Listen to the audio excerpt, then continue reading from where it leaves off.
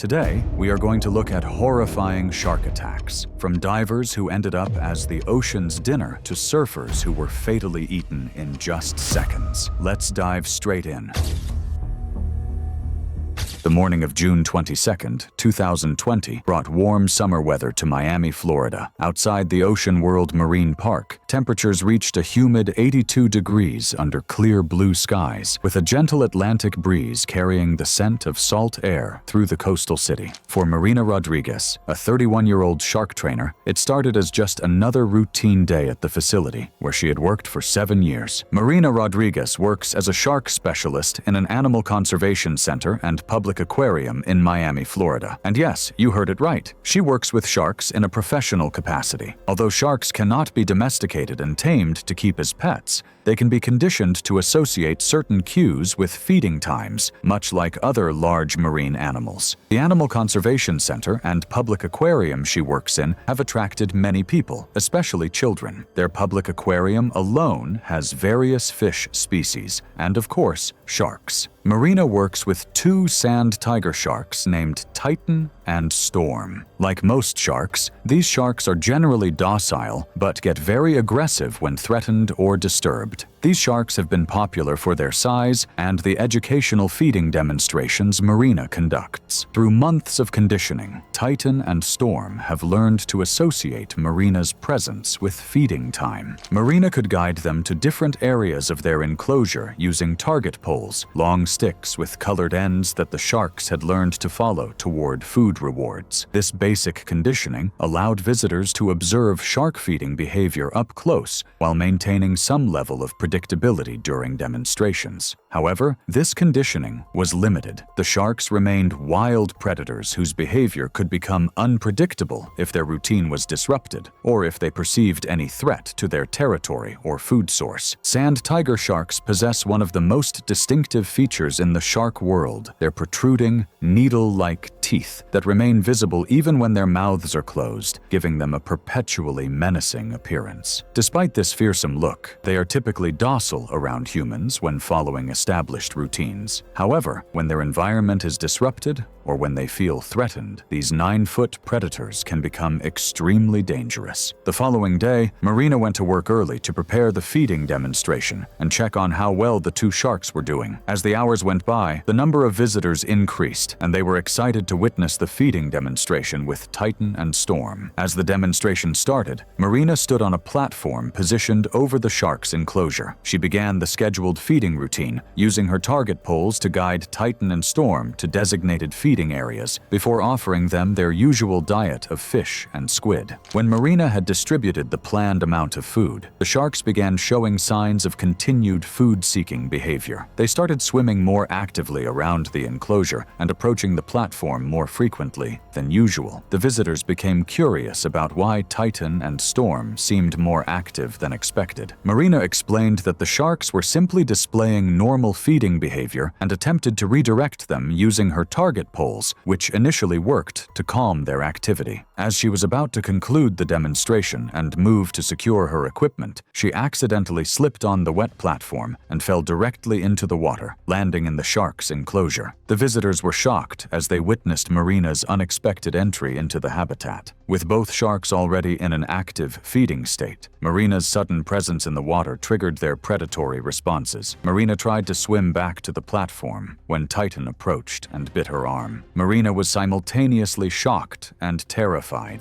She had conducted hundreds of feeding demonstrations and routine maintenance around them, but this was the first time she found herself in the water during their active feeding period. The visitors realized that Marina's conditioning work had limits when they saw blood in the water, and Storm also began approaching her aggressively. Marina tried to use her training to remain calm and avoid sudden movements, but her injury and the confined space made escape difficult. Titan maintained his grip on her arm, while Storm bit her leg. Marina found herself trapped between the 2 sharks with no clear escape route, and both animals showed no signs of releasing their grip. She screamed in pain, feeling her limbs being stretched all at the same time. The staff and other trainers immediately rushed to the scene to neutralize the sharks with tranquilizers. Sand tiger sharks can exert bite forces of over 300 pounds per square inch, making their territorial aggression particularly devastating to human victims. The confined environment of the aquarium habitat meant that Marina had no escape route when both sharks' territorial instincts were simultaneously triggered by her unexpected presence in their space. After the sharks had been tamed, Marina was rescued and brought to the hospital where she was treated. She suffered severe injuries on her arm and leg with deep bite wounds that required multiple surgeries. Marina survived the attack despite her injuries, but she would find it hard to walk again until she was fully recovered. The conservation center was temporarily closed until it decided the fate of the two sharks that violently attacked their trainer and left her temporarily disabled. The incident led to immediate and comprehensive changes in marine training protocols. The facility implemented new safety measures requiring multiple trainers and emergency response teams during all shark shows, while industry-wide protocols were established to prevent similar tragedies. But while the controlled environment of an aquarium claimed one trainer through territorial aggression, the open ocean held far more unpredictable dangers. Off the coast of California, where morning fog and changing weather conditions create perfect hunting opportunities for apex predators, another tragedy was about to unfold, involving a creature whose hunting instincts had remained unchanged for millions of years. The dawn of September 8, 2015, broke with typical Central California coastal conditions over Morro Bay. A thick marine layer blanketed the coastline, with temperatures hovering around 58 degrees and light offshore winds creating clean wave conditions. The early morning fog reduced visibility significantly, creating the kind of low-light environment that would prove deadly for what was about to unfold. For most residents, it was simply another foggy morning on the Central Coast. For Zephyr Blackwood, a 22-year-old UC Santa Barbara student, it would be his last. Zephyr was an avid surfer who had been riding the Central California waters for 4 years, developing expertise in the region's challenging conditions and diverse breaks. As a college student, he often took advantage of weekends to return home and surf his favorite breaks before returning to campus for classes. The foggy conditions that morning were typical for early fall in Morro Bay, with the marine layer expected to burn off by mid-morning. That morning, Zephyr decided to surf at Morro Bay, a spot he had visited many times before. He was home for the weekend and planned to catch an early session before classes resumed. The decision to surf alone at dawn in the foggy conditions would prove fatal, as he unknowingly chose to enter the water during peak harbor seal pupping season in an area that had experienced recent great white shark sightings. The thick fog and reduced visibility created perfect conditions for a case of mistaken identity. Great whites are the ocean's most efficient predators, possessing an incredible sensory system that includes the ability to detect electrical impulses from a beating heart through specialized organs called ampullae of Lorenzini. These massive sharks can grow over 20 feet in length and weigh more than 5,000 pounds. Their torpedo-shaped bodies can propel them through water at incredible speeds. When hunting seals, they typically attack from below with explosive force, often launching their entire bodies out of the water. At 6:30 a.m., as the fog hung thick over Morro Bay, Zephyr paddled out in the low-light conditions to catch waves before crowds arrived. The area was experiencing peak harbor seal pupping activity, which naturally attracted great white sharks to hunt in the vicinity. The combination of foggy conditions, dawn lighting, and active seal populations created a perfect storm for a predatory encounter. While sitting on his surfboard, approximately 200 yards offshore, Zephyr was positioned in an area where great whites actively patrol for prey. The fog had reduced visibility to just a few dozen yards, making it impossible for him to see potential dangers approaching from below the surface. The attack occurred when a 16-foot great white shark approached from below, likely mistaking Zephyr's silhouette for a seal, the shark's preferred prey. In the dawn lighting conditions, with fog reducing visibility and wearing a dark wetsuit while sitting motionless on his board, Zephyr's profile closely resembled that of a resting seal. The great white struck with devastating force, lifting Zephyr and his surfboard completely out of the water in an explosion of spray. The impact was so powerful that early morning joggers on the beach, despite the foggy conditions, heard the commotion from nearly a quarter-mile away. The shark's massive jaws, lined with serrated teeth up to 3 inches long, caused immediate catastrophic trauma. Lifeguards responded within 15 minutes of the emergency call, but Zephyr had already succumbed to massive trauma and blood loss. His body was recovered 100 yards from shore, bearing the unmistakable bite pattern of a mature great white shark. The tragedy prompted immediate safety measures in the Morro Bay area. Local authorities installed shark detection systems and implemented dawn surfing restrictions during seal season, particularly during foggy conditions when visibility is reduced. The incident also sparked community-wide discussions about shark safety, with the local surf community promoting brightly colored wetsuits to reduce mistaken identity attacks. Zephyr's parents became advocates for shark safety education, working to prevent similar tragedies. Marine biologists later confirmed that the attack occurred during the exact time of day when great whites are most active in hunting seals near the surface.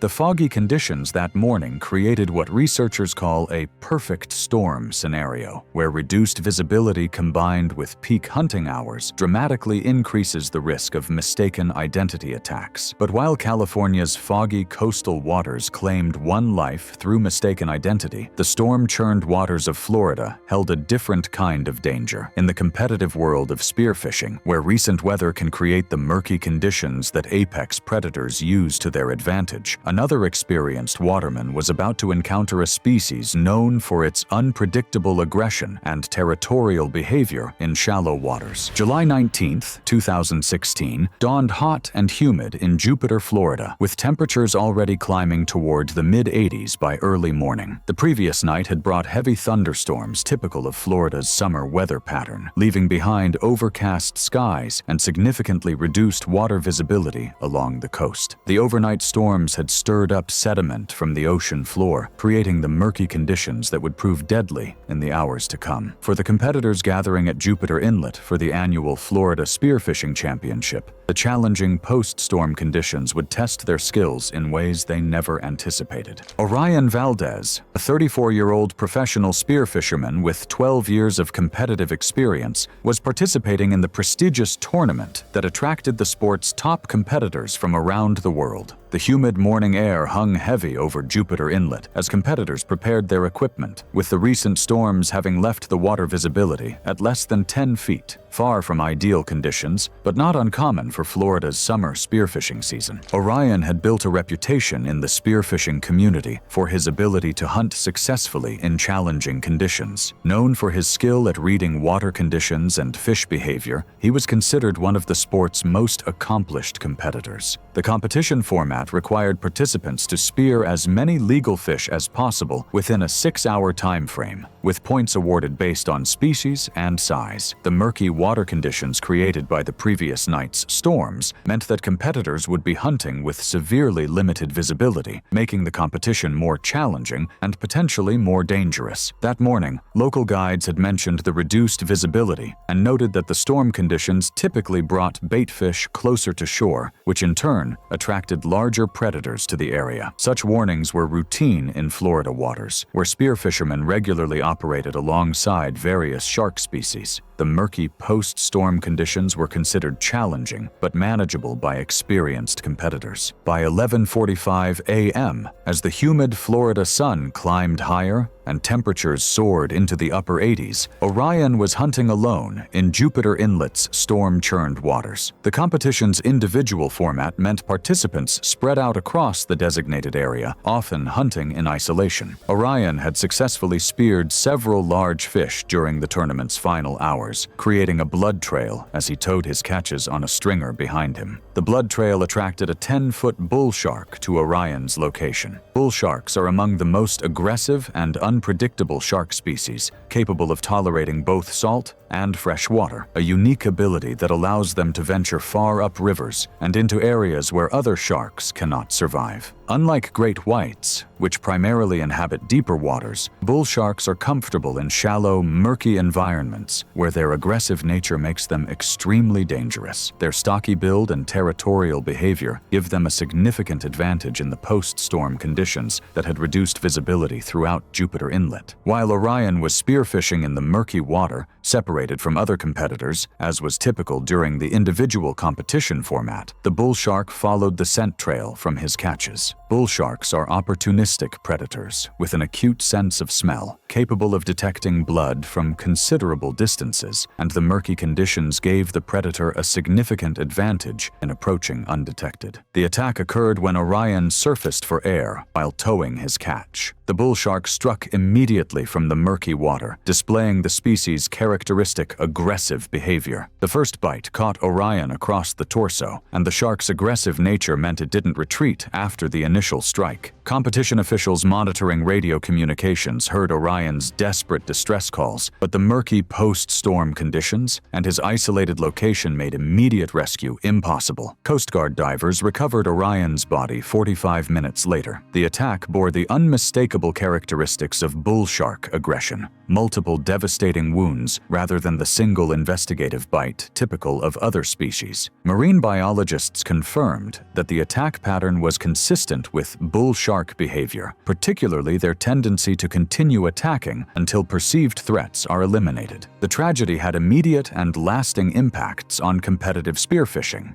The Florida Spearfishing Championship was permanently canceled following the incident. Professional spearfishing organizations worldwide implemented mandatory buddy system requirements and established visibility restrictions for competitions. The tragedy highlighted how bull sharks' unique ability to hunt in both salt and fresh water makes them one of the most adaptable and dangerous predators in coastal environments. Post-storm conditions like those in Jupiter Inlet create ideal hunting territory for bull sharks, as the murky water gives them a significant advantage over both prey and potential human victims. But while Florida's storm-churned waters claimed one life through aggressive predation, the calm tropical conditions of Hawaii held an even more deceptive danger. In the crystal-clear waters where perfect weather creates ideal research conditions, a dedicated marine scientist was about to discover that even paradise can turn deadly when scientific curiosity meets predatory investigation. February 3,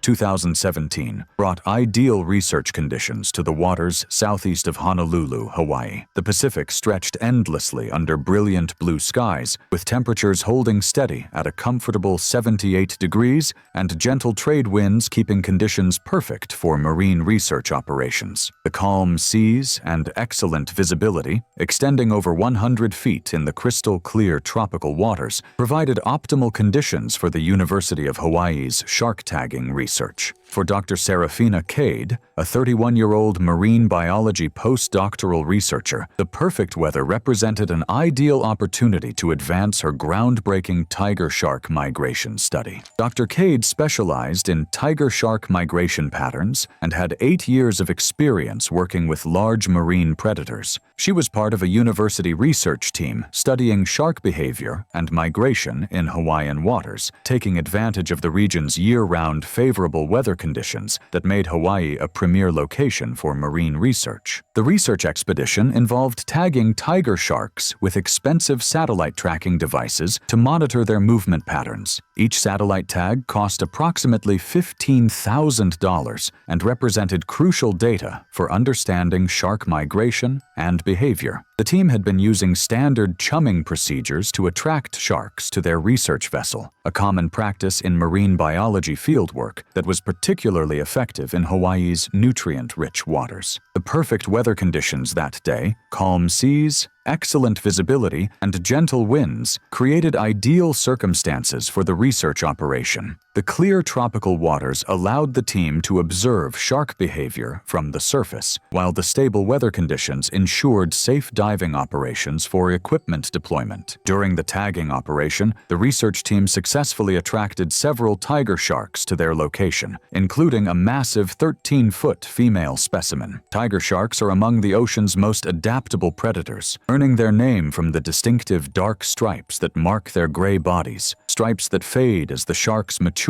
but remain visible throughout their lives. These formidable hunters are known for their incredible curiosity and willingness to investigate anything in their territory. Unlike great whites, tiger sharks are opportunistic feeders with powerful jaws capable of crushing turtle shells and whale bones. At 1:20 p.m., under the brilliant Hawaiian sun, with perfect visibility conditions, disaster struck when one of the expensive satellite tags malfunctioned during the attachment process and sank toward the ocean floor 40 feet below the research vessel. The crystal-clear water allowed the team to see the device clearly as it descended, making recovery seem feasible despite the presence of multiple sharks in the area. Dr. Cade volunteered to free dive to recover the crucial equipment. The excellent visibility conditions, a hallmark of Hawaii's pristine waters, meant she could clearly see the device on the sandy bottom and plan her descent route. Despite concerns from her research team about the presence of multiple tiger sharks in the immediate area, attracted by the earlier chumming activities, she decided to attempt the recovery dive.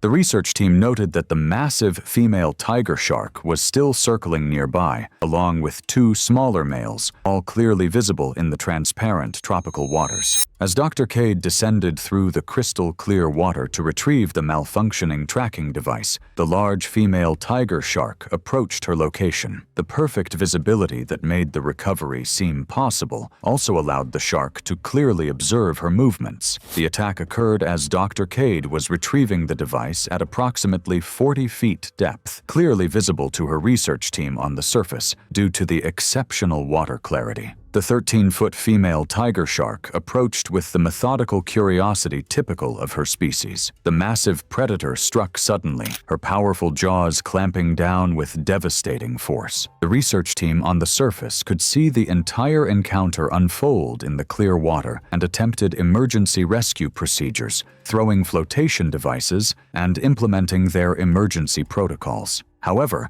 tiger sharks are persistent predators known for their refusal to abandon an investigation once committed. Unlike great whites, which often bite once and retreat, tiger sharks will continue their assault until their curiosity is satisfied or the perceived threat is eliminated. Despite the team's frantic rescue efforts and the perfect conditions that should have made rescue possible, Dr. Cade was pulled underwater and never resurfaced. Coast Guard divers recovered her body 2 hours later, bearing wounds consistent with a tiger shark attack. The incident sent shockwaves through the marine research community and led to immediate changes in research protocols. Marine research institutions suspended chumming operations and established mandatory waiting periods before human water entry. Dr. Cade's research was completed posthumously by her team, leading to new shark conservation areas around the Hawaiian Islands, while underwater ROVs began replacing human divers for equipment recovery in active research zones. The incident demonstrated that tiger sharks' investigative nature, while fascinating to researchers, can quickly turn deadly when their curiosity is combined with their massive size and powerful bite. Tiger sharks are known to marine biologists as garbage cans of the sea due to their willingness to bite and taste almost anything, making human encounters particularly dangerous when the sharks are in investigative mode.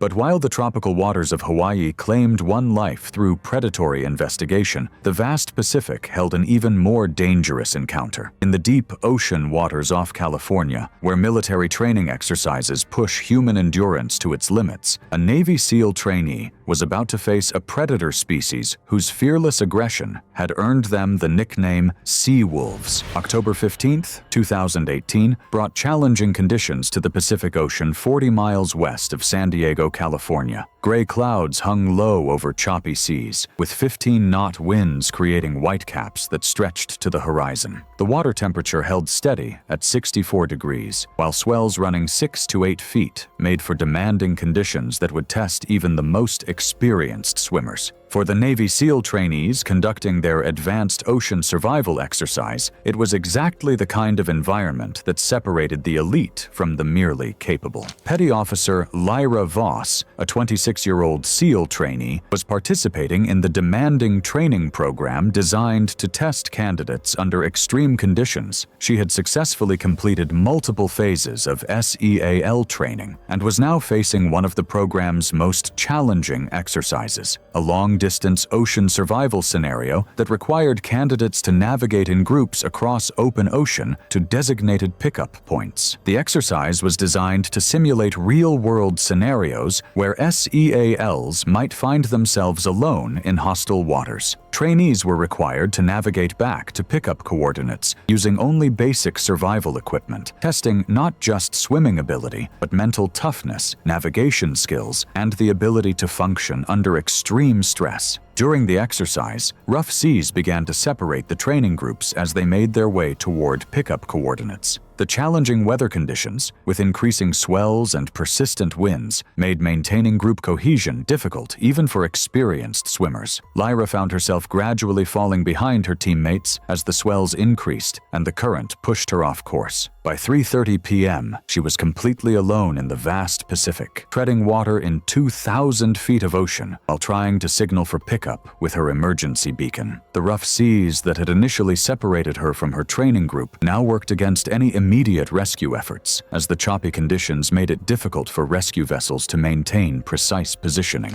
What Lyra didn't know was that she had drifted into the territory of one of the ocean's most dangerous predators. Oceanic white-tip sharks patrol the deep waters far from shore and are known among marine biologists as sea wolves for their bold, aggressive behavior around anything they encounter in their domain. These sharks are perfectly adapted for life in the deep ocean, with long pectoral fins that allow them to glide effortlessly through the water and a robust build that can reach 13 feet in length. Unlike coastal sharks that might show some wariness around humans, oceanic whitetips are fearless investigators, approaching potential prey with a confidence born from ruling the open ocean for millions of years. At 3:40 p.m., as Lyra struggled to maintain her position in the increasingly rough seas, a 9-foot oceanic whitetip appeared in the water around her. The shark's approach was methodical and confident, its distinctive white-tipped fins cutting through the gray water as it began to circle. The predator's circling pattern grew tighter with each pass, displaying the classic oceanic white-tip investigation sequence. Her emergency beacon had activated automatically when she became separated from her group, but the nearest rescue vessel was still 20 minutes away. In the vast Pacific, 20 minutes might as well have been 20 hours when facing a predator that had evolved to dominate these waters. The oceanic whitetip's confidence grew with each circle, its investigation becoming more aggressive as it sensed Lyra's vulnerability. The attack, when it came, was swift and devastating. The oceanic whitetip struck from below, its powerful jaws clamping down with crushing force. The shark's aggressive nature meant it didn't engage in hit-and-run tactics. Instead, it attacked with the confidence of apex predators that have never learned to fear anything in their domain. Despite her SEAL training and attempts to fight back, the shark's persistence and the rough seas made escape impossible. When the rescue helicopter finally arrived at her last known coordinates, they found only her life vest floating in blood-stained water. The oceanic whitetip, true to its species' reputation for persistence, had continued its attack until there was nothing left to find. Lyra's body was never recovered, claimed by the vast Pacific that had become her final training ground. The tragedy led to immediate and comprehensive changes in Navy SEAL training protocols. The U.S. Navy redesigned open ocean training exercises, implementing mandatory shark deterrent devices and dramatically reducing response times for water rescues. Military forces worldwide adopted similar safety measures, while advanced shark deterrent technology was developed specifically for naval special operations training exercises. Lyra's encounter proved that oceanic whitetip's reputation as the most dangerous sharks for shipwreck survivors is well earned, as they show no fear of humans even when faced with resistance. These deepwater predators are responsible for more human fatalities than any other shark species, primarily due to their bold behavior and persistence in attacking anything they perceive as potential prey in their vast oceanic territory.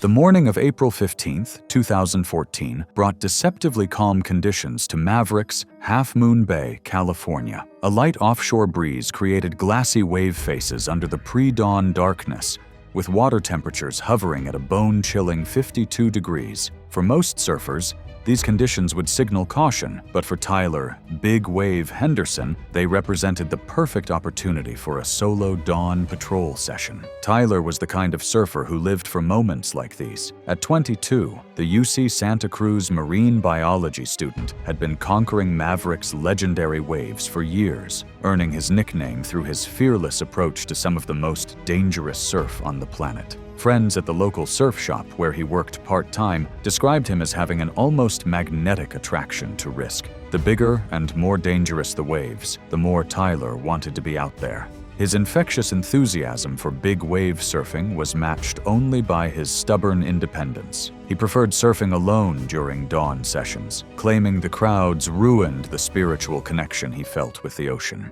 Tyler's academic background in marine biology should have made him more aware of the risks, but his passion for surfing often overrode his scientific knowledge. He had written papers on marine ecosystems and understood predator-prey relationships in theory, yet he consistently ignored the warning signs that his own research had taught him to recognize. His professors at UC Santa Cruz had often remarked on the irony that their most knowledgeable student about ocean predators was also the most willing to put himself in harm's way. The night before his final session, Tyler had been reviewing footage from previous Mavericks sessions, analyzing wave patterns and planning his approach for the morning surf. He had received several text messages from fellow surfers warning about recent seal activity in the area, but Tyler dismissed these concerns as typical overcaution from less experienced big wave riders. His girlfriend, Sarah, had pleaded with him to wait for better visibility, or at least bring a surf buddy, but Tyler insisted that the pre-dawn session was essential for his mental preparation for an upcoming big wave competition. He spent the evening waxing his 9-foot-6-inch gun and checking his leash, methodically preparing for what he believed would be another successful solo mission into Maverick's powerful lineup. What Tyler didn't fully appreciate that morning was the timing of his session. Great white sharks are most active during the early morning hours, particularly in the pre-dawn darkness when their primary prey, elephant seals, are most vulnerable. These apex predators have evolved to hunt during low-light conditions, using their incredible sense of smell and electroreception to locate prey. Local fishermen had been reporting seal carcass sightings for days, a clear indicator that great whites were actively feeding in the area. The convergence of Tyler's preferred surfing time with the sharks' peak hunting hours created a deadly intersection that marine biologists would later describe as tragically predictable. At 5:45 a.m., Tyler paddled out into complete darkness, guided only by a small waterproof headlamp that created an eerie cone of light cutting through the black water. The elephant seal rookery at nearby Año Nuevo had been particularly active, with seals feeding and playing in the exact waters where Tyler now positioned himself.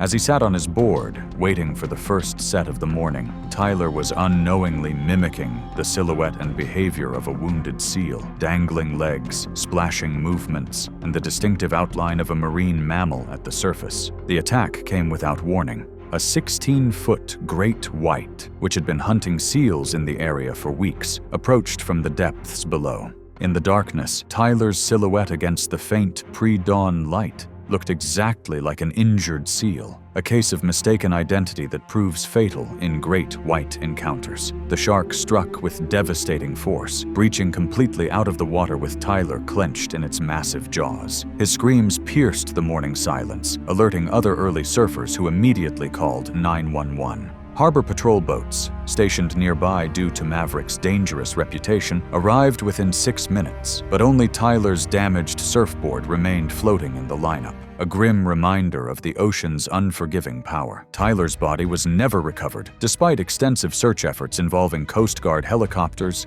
dive teams, and volunteer boats that scoured the area for 5 days. His memorial service drew over 500 people to Mavericks, where fellow surfers paddled out in a massive circle to honor his memory. The tragedy sparked heated debates within the big wave surfing community about solo dawn sessions, with some arguing for mandatory buddy systems, while others defended the individual's right to choose their own level of risk. As the California coast mourned the loss of one of its most passionate big wave riders, another young surfer on the opposite coast was about to discover that murky water after storms can hide predators even more aggressive than great whites. Predators that don't just bite once and retreat, but attack with relentless fury until their prey stops moving. September 3rd, 2015, dawned with ominous conditions at Cocoa Beach, Florida. The previous night's thunderstorms had left the water a murky brown with 2-foot visibility and debris floating in the surf zone. The air temperature was a humid 89 degrees, but the water had warmed to an unusual 84 degrees, conditions that would normally send experienced surfers looking for cleaner breaks. But for Sophia Ripper Chen, these challenging conditions represented the perfect training opportunity. Sophia embodied the aggressive, fearless spirit that had made her a rising star in competitive surfing. At 19, she was ranked 3rd in her Eastern Surfing Association division and was known for her ability to find waves and score points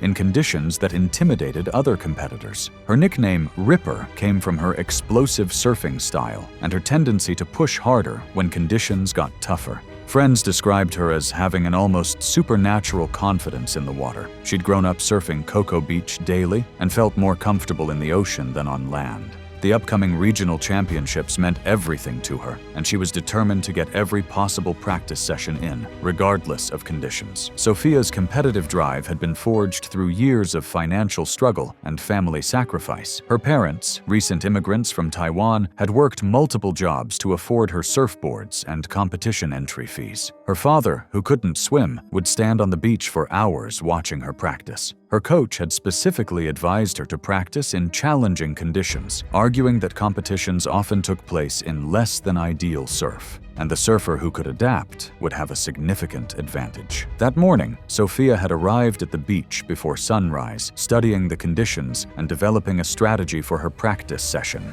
She had noticed the murky water and floating debris, but saw it as an opportunity to work on her ability to read waves by feel rather than sight, a skill that had served her well in previous competitions. Local lifeguards had posted warnings about water quality and marine life activity, but Sophia interpreted these as standard post-storm precautions rather than serious threats. She had surfed in similar conditions dozens of times before without incident, and her confidence in her abilities made her dismiss the potential dangers lurking beneath the surface. What Sophia didn't realize was that the overnight storms had created a perfect feeding opportunity for one of the ocean's most aggressive predators. Bull sharks, unlike their great white cousins, are opportunistic hunters that thrive in murky, warm water conditions. The recent massive fish kill that had been washing dead fish ashore for 2 days had attracted multiple bull sharks to the area, turning the murky surf zone into a feeding frenzy. Marine biologists would later determine that at least 3 bull sharks had been actively hunting in the immediate area where Sophia chose to practice. At 7:20 a.m., despite lifeguard warnings about increased shark activity, Sophia paddled out alone into the chocolate-colored water. The storm runoff had reduced visibility to almost zero, but she was determined to practice her competition routine. What she didn't know was that an 8-foot bull shark had been drawn to the area by the fish kill and was now investigating this new presence in its hunting ground. The first contact was exploratory, but bull sharks are known for their aggressive nature and tendency to attack multiple times. When Sophia's leg dangled in the water during a practice maneuver, the shark struck with devastating force, its powerful jaws clamping down on her calf. Unlike great whites, which often bite once and retreat after realizing their mistake, bull sharks are relentless predators that continue their assault when they perceive a threat or competition for food. Sophia screamed and tried to paddle toward shore, but the shark's aggressive nature led to multiple attacks, each more vicious than the last. Lifeguards reached her within 12 minutes, fighting through the murky conditions and dangerous surf while maintaining constant radio contact about the shark threat. But the bull shark's relentless assault had caused massive blood loss over those critical minutes, and Sophia went into shock during the rescue. She died from severe trauma and blood loss before the ambulance could reach the hospital. Sophia's body was recovered immediately, allowing for a proper funeral that became a celebration of her competitive spirit and determination. ocean. Her parents, devastated by the loss, channeled their grief into advocacy, working with local authorities to implement new safety protocols for competitive surfers, training in post-storm conditions. The bull shark responsible was never located, as these predators are highly mobile and the murky conditions made identification impossible. As the surfing world mourned another young talent lost to the ocean's predators, thousands of miles away, in the crystal-clear waters of Hawaii's North Shore, a different kind of tragedy was about to unfold. One where a photographer's quest for the perfect shot would put him directly in the path of a tiger shark during the most dangerous time of year to be in Hawaiian waters. December 18, 2016, brought picture-perfect conditions to Pipeline on Oahu's North Shore. Crystal clear water, offshore winds, and a solid northwest swell had created the kind of waves that surf photographers dream about. The winter sun filtered through the tropical air at the perfect angle, promising golden hour shots that could grace magazine covers. For Ethan Lenz Parker, a 26-year-old surf photographer on assignment for Surfer magazine, these conditions represented a career-making opportunity. Ethan had earned his nickname through his obsessive pursuit of unique angles and his willingness to get in the water with his expensive camera gear when other photographers stayed safely on the beach. Over his 5 years documenting the sport, he had built a reputation for capturing images that put viewers right in the action. Ethan's dedication to his craft bordered on obsession. He had invested over $15,000 in waterproof camera equipment and had spent countless hours studying the work of legendary surf photographers like Clark Little and Brian Bielman. His apartment in Huntington Beach was filled with prints of his work, each one representing hours of planning and risk-taking to capture the perfect moment. Ethan's girlfriend, Maria, often worried about his willingness to put himself in dangerous situations for a photograph, but she also understood that this drive was what made his work so compelling. His images had a raw, immediate quality that could only come from being in the water with the surfers, sharing their perspective and their risks. The Pipeline assignment was Ethan's biggest break yet, a chance to shoot for the cover of Surfer magazine's annual Pipeline issue. He had been preparing for weeks, studying tide charts, swell forecasts, and historical data about the break. Ethan had even consulted with local Hawaiian photographers about the best positions and timing for the shoot. He arrived in Hawaii during the peak of Pipeline's winter season, when consistent northwest swells create the legendary barrels that define this world-famous break. What Ethan didn't fully understand was the seasonal timing of his shoot. December coincides with peak tiger shark activity around the Hawaiian Islands, when these massive predators move into nearshore waters to take advantage of winter feeding opportunities. The North Shore's winter swells also bring increased turtle activity near the reefs, creating feeding opportunities that attract Hawaii's apex predators. Tiger sharks, which can grow up to 18 feet long and weigh over 1,400 pounds, are known for their powerful bite force and their tendency to investigate objects by biting them. Unlike other shark species that might bite once and retreat upon realizing their mistake, tiger sharks are persistent predators with incredibly strong jaws designed to crush through turtle shells. Local marine biologists had been tracking increased tiger shark activity in the area for weeks, but this information hadn't reached the surf photography community. At 2:15 p.m., Ethan swam out with his waterproof camera housing, positioning himself in the channel at Pipeline to capture unique angles of surfers navigating the famous reef break. The water was so clear he could see several green sea turtles feeding on algae near the reef below, a sight that excited him, as it meant potential bonus shots of Hawaii's marine life. What Ethan couldn't see was the 14-foot tiger shark that had been stalking these same turtles from deeper water, patiently waiting for the right moment to strike. As Ethan floated on the surface, adjusting his camera settings and framing shots of the surfers, his fins kicked rhythmically to maintain position. To the tiger shark approaching from below, these movements looked exactly like a wounded turtle struggling at the surface. Tiger sharks are ambush predators that strike with explosive force, and when Ethan's fins created splashing that mimicked distressed prey, the shark redirected its attack from the nearby turtle toward this new target. The attack was swift and devastating. The tiger shark grabbed Ethan around the torso with jaws powerful enough to bite through a sea turtle's shell, and despite immediate rescue efforts by nearby surfers who witnessed the attack, the damage was catastrophic. Ethan died from massive internal injuries before reaching shore, his expensive camera equipment scattered across Pipeline's shallow reef, a tragic end to a career dedicated to capturing the ocean's beauty. Ethan's death was complicated by the fact that his camera had captured the entire attack sequence in stunning, horrific detail. The memory card was recovered from his waterproof housing, containing images that showed the tiger shark's approach and strike with crystal clarity. Officials faced an ethical dilemma about whether to publish the photographs, ultimately deciding to use them in a water safety article, rather than sensationalizing the tragedy. Ethan's family requested that the images never be made public, leading to legal battles over the rights to the photographs. The tiger shark was later identified and tagged by marine biologists, who tracked its movements to better understand predator behavior during turtle season. The tragedy at Pipeline sent shockwaves through the surf photography community and led to new safety protocols for water photographers during turtle season. But as Hawaii mourned the loss of a talented artist, another waterman's story was about to unfold in very different waters, where a different kind of predator was about to turn a peaceful river mouth session into a nightmare that would haunt the local surfing community forever. August 7th, 2017 brought the kind of heavy rainfall to Kauai that transformed the island's landscape overnight. 2 days of torrential downpours had turned normally crystal-clear streams into chocolate-brown torrents, carrying debris, organic matter, and runoff from the mountains down to the sea.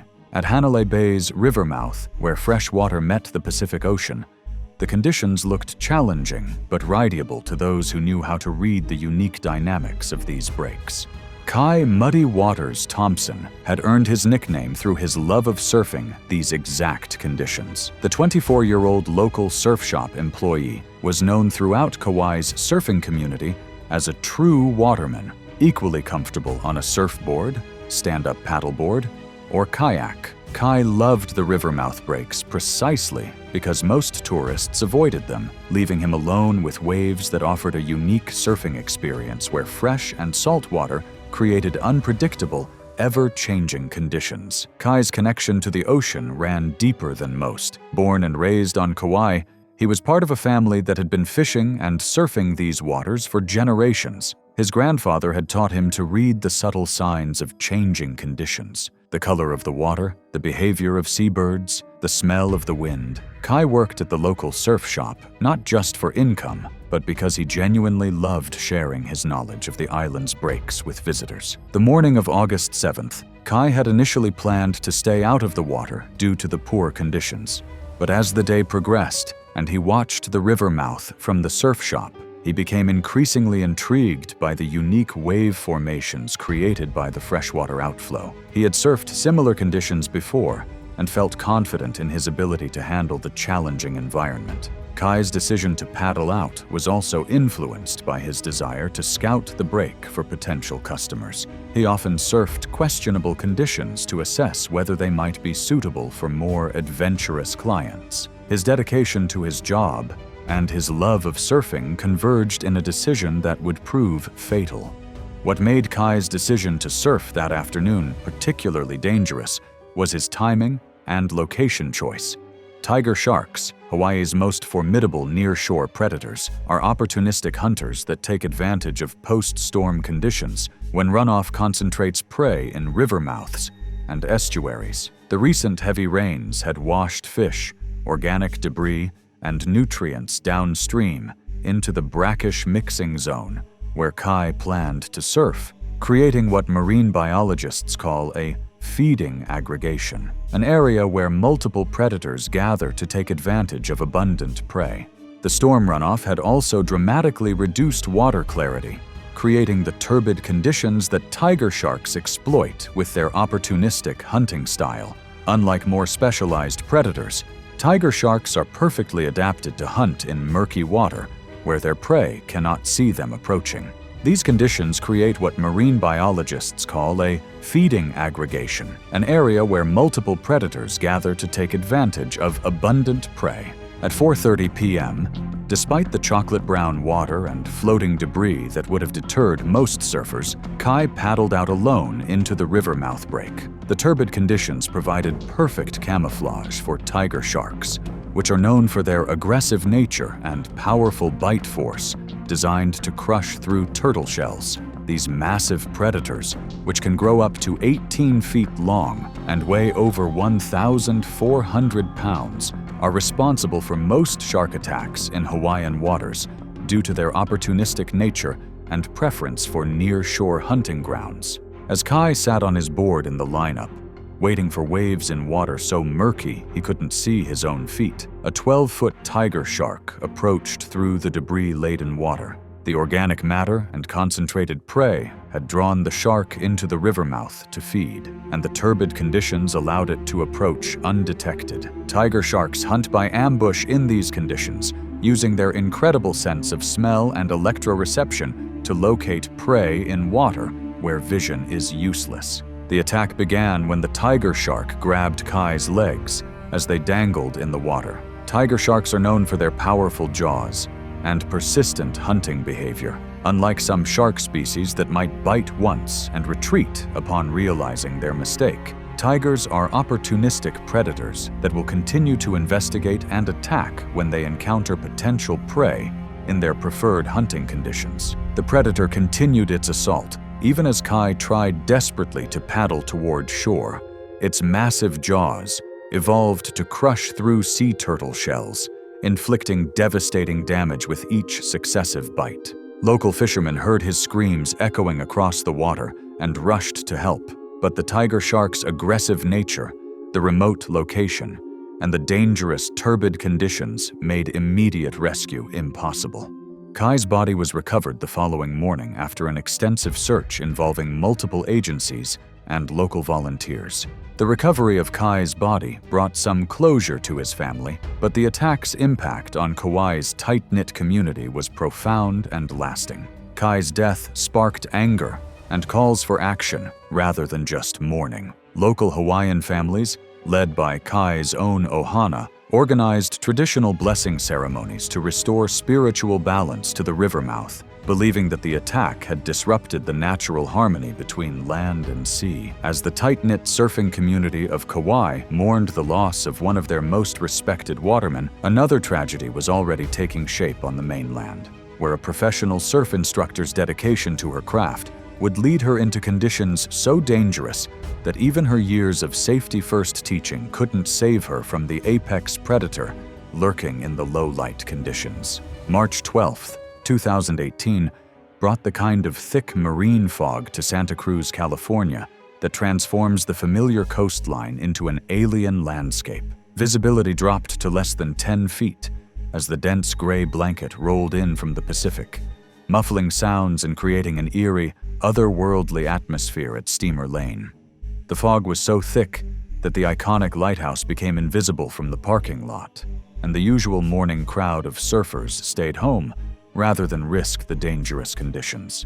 Alexis "Fog Rider" Martinez had earned her nickname through her willingness to surf in conditions that kept others on the beach, but she was far from reckless. At 31, she was a certified surf instructor with 8 years of teaching experience at Santa Cruz's most respected surf school. Her surf school colleagues often called her when they needed someone to assess whether conditions were safe for lessons, trusting her judgment implicitly. Alexis had written several articles for surf magazines about water safety and had been featured in a documentary about women in big wave surfing. Her students adored her, not just for her teaching ability, but for her genuine care for their safety and progression. The decision to surf that morning was uncharacteristic for Alexis, who typically erred on the side of caution when conditions were questionable. However, she had been dealing with personal stress. Her father had been diagnosed with cancer, and she was struggling to balance her work responsibilities with frequent trips to Los Angeles for his treatment. Surfing had always been her way of processing difficult emotions, and the canceled lessons that morning presented an unexpected opportunity for the therapeutic session she desperately needed. Alexis had texted her boyfriend that she was going for a quick fog session and would be back within an hour. a decision that would haunt him for years to come. The fog that morning was so dense that her surf school had canceled all lessons, citing dangerous visibility conditions. But Alexis saw an opportunity for a quick solo session before the marine layer lifted, reasoning that her intimate knowledge of Steamer Lane's reef and currents would keep her safe. What she didn't fully consider was how the low ambient light conditions created by the thick fog would affect her ability to spot potential dangers at the surface. The marine layer had persisted for 3 days, creating unusual hunting conditions that had concentrated marine life in predictable patterns near the shore. Great white sharks hunt most effectively during low-light periods, and they also possess extraordinary senses that allow them to hunt effectively when visual hunting is compromised. Their ability to detect electrical impulses from beating hearts and their incredible sense of smell become even more important when ambient light is reduced. The nearby Año Nuevo elephant seal colony had been particularly active, with seals feeding in the area despite the fog, creating the perfect conditions for great white hunting behavior and ideal conditions for a case of mistaken identity. At 6:45 a.m., Alexis paddled out into Steamer Lane. Despite fog so thick, she could barely see her own hands on her paddle. The water was an eerie 58 degrees, and the usual sounds of the lineup, other surfers calling out wave counts and chatting between sets, were replaced by an unsettling silence, broken only by the muffled crash of waves on the reef. The low ambient light filtering through the fog created confusing surface conditions where the silhouettes of surfers and seals became nearly indistinguishable. What Alexis couldn't see in the dim, fog-filtered light was a 15-foot great white shark that had been hunting seals in the area. The shark, approaching from below, where visibility was unaffected by the surface fog, identified what appeared to be a seal-like silhouette against the faint light filtering down from above. The shark, unable to clearly identify Alexis in the low-light conditions, but detecting the electrical signature of her heartbeat and the vibrations of her movements, approached her position with the methodical precision of an apex predator that had been perfecting its hunting technique for millions of years. The attack came from below with the explosive force characteristic of great white hunting behavior. In the confusion of the low-light conditions and the shark's instinctive response to what it perceived as seal-like movements at the surface, the predator struck with devastating precision. The thick fog prevented other surfers from witnessing the attack clearly, and Alexis's screams were muffled by the dense marine layer that had reduced surface visibility to mere feet. Her body was discovered by search teams later that afternoon when the fog finally began to lift, but she had died from massive trauma inflicted by one of the ocean's most efficient predators. The great white's attack was a classic case of mistaken identity. In the dim light filtering through the fog, Alexis's silhouette against the surface perfectly mimicked that of an elephant seal, the shark's preferred prey. The investigation revealed that the low ambient light conditions created by the fog, combined with active seal populations in the area, had created a perfect storm for this tragic case of mistaken identity. Not because the shark couldn't see, but because the surface conditions made it impossible for Alexis to spot the approaching predator, or for the shark to clearly distinguish between human and seal silhouettes against the dim surface light. Alexis's death sent shockwaves through the entire surf education industry. Her surf school was devastated, with several instructors leaving the profession entirely, unable to reconcile their mentor's death with their own safety teachings. The great white responsible was later identified through bite pattern analysis and had been previously tagged by researchers, leading to new insights about how these predators adapt their hunting behavior in low visibility conditions. It was June 6, 2025, off Monterey Bay, California. The Pacific was calm beneath a fading sun, kelp beds swaying just below the surface. From a distance, the small luxury yacht gleamed, anchored in still water. By nightfall, the weekend trip would end not with laughter, but with violence from below. Mark Hollister, 46, was a real estate developer from San Jose. Known for his confidence and habit of taking risks in business, he carried the same attitude into leisure. He often rented high-end boats for family outings, priding himself on giving his wife and children experiences he never had growing up. Mark was comfortable at sea, but not deeply experienced with its hazards. To him, the ocean was a backdrop for luxury rather than a place of danger. His wife, Dana, 43, worked part-time at a design studio and spent most of her energy raising their 2 children, Ethan and Claire. Ethan, 12, was eager to fish and had begged to use chum to attract something big. Claire, 9, preferred staying near her mother, anxious but excited to be on the water. The family had come to Monterey Bay for a weekend escape, a chance to celebrate the start of summer. Their decisions, chumming, leaning close to the rail, dismissing a shark sighting, seemed harmless in the moment, understandable for a family seeking adventure, yet they would prove catastrophic. The yacht sat near a kelp forest, where dark fronds rose toward the surface. The ocean appeared glassy, but beneath it stretched a world of hidden movement. Great white sharks lurk these waters.